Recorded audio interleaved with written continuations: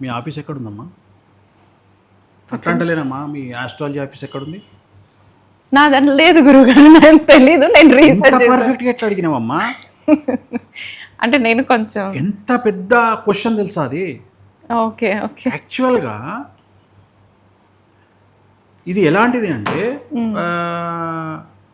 మనము సినిమాలలో చూస్తాం, నాగమ్మ సినిమాలలో, నాగదేవత సినిమాలలో, అవును అవును. చిన్న పాతకాలం సినిమాలలో, దేవతా సినిమాలలో దేవుణ్ణి నువ్వు రాకు, నన్ను వదిలిపెట్టి వెళ్ళిపో అంటాడు మనిషి. అవును అంటే అవును, దేవుడు వెళ్ళిపోతాడు. వెళ్ళిపోతాడు, ఆ అలాంటి మాట మీద నిలబడతాడు. అది కూడా ఇలాంటిదే.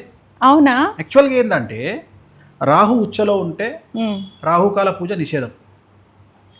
Okay okay. అర్థమైందా? రాహు లగ్నంలో కానీ, 2లో కానీ, 6లో కానీ, 9లో కానీ, 7లో కానీ, 10లో కానీ, 11లో కానీ ఉంటే వాళ్ళు రాహు దోష పూజ చెయ్యవద్దు.